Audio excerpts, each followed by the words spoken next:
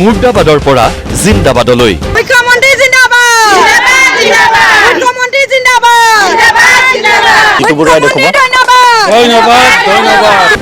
মিঠাইৰ পৰা বৰভোজলৈ হাঁহ মাংস কোমোৰা আলু তাৰপিছত আৰু মানে মাছ চলিছে তাৰপিছত আৰু নিৰামিষ চব্জি হ'ব চাটনি হ'ব চালাড মানে আচাৰ হ'ব মাছৰ গোন্ধ আহিয়ে আছে কিন্তু আহি আছে বাজেটে দিয়া প্ৰাপ্তিৰ পিছতেই আনন্দত আত্মহাৰা অংগনৱাড়ীৰ ৰান্ধনী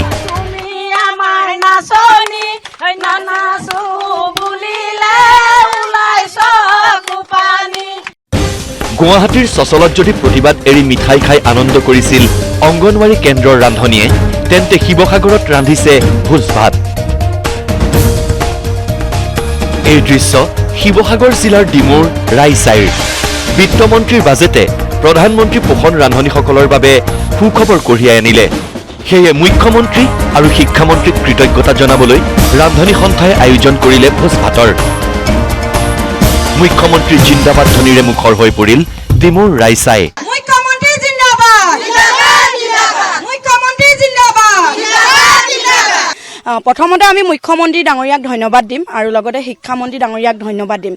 আমি একেবাৰে দৰিদ্ৰ ঘৰৰ মানুহ মুখ্যমন্ত্ৰী ডাঙৰীয়াই নকৰা কাম একোৱে নাই তেওঁৰ মুখেদি কৈছে আমাক দিব মামা সঁচাকৈ বহুত ভাল কাম কৰিছে তেখেতক আমি তেখেতৰ শ্ৰীচৰণত আমি প্ৰাৰ্থনা জনাই তেখেতক সুখ মানে ভালে থাকক তেখেতৰ স্বাস্থ্য আৰু আমাৰ ৰন্ধন কৰ্মী আইসকলে সদায় তেওঁলোকৰ হৈ থাকিব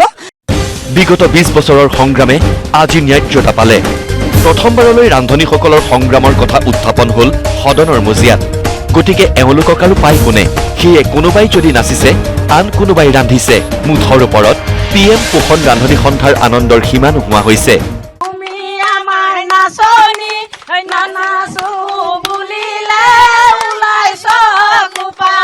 বহুত দিনৰ এটা সপোন আছিল আজি প্ৰায় 20 বছৰ ধৰি আমি মানে কৰি আছোঁ আন্দোলন কৰি আছোঁ কিন্তু কোনোৱেও এই কথাটো গুৰুত্ব সহকাৰে লোৱা নাছিলে এইবাৰ আমাৰ বিজেপি চৰকাৰ মুখ্যমন্ত্ৰী ডাঙৰীয়াই তেখেতে কামটো হাতত লৈছে আৰু সদনত উত্থাপন কৰিলে গতিকে আমি সুখী হৈছোঁ মাছ মাংস চব আছে চৰকাৰে ভাল খবৰ আনিছে আপোনালোকলৈ গতিকে এসাঁজ খাব লাগে নেকি সাজ খাব লাগিব সাজো আনিছোঁ বাৰু 20 বছৰীয়া তেওঁলোকৰ সংগ্ৰামখনত কেতিয়াও কংগ্ৰেছে কওক AJPয়ে কওক কোনোবা দল সংগঠনে কওক তেওঁলোকৰ বিধানসভাত এটা নাম ওলোৱা নাছিলে যে বাজেটত এবাৰ প্ৰথমবাৰৰ কাৰণে আমাক চৰকাৰে কেতিয়া পইচা দিয়া সেইটো ডাঙৰ কথা নহয় কিন্তু প্ৰথমবাৰৰ কাৰণে চৰকাৰে কি কৰিছে বাজেটৰ উত্থাপন কৰিলে আমাৰ ৰন্ধন কৰ্মীসকলক তেওঁলোকক মাননীটো এক্সট্ৰাকে দিব তেওঁলোকে বৃদ্ধিকৰণ হ'ব মজুৰি পাব তেওঁলোকে সেইটো এক্সট্ৰা আৰু এককালীন সাহায্য এটা দিব আমি চৰকাৰক সেইকাৰণে ধন্যবাদ দিছোঁ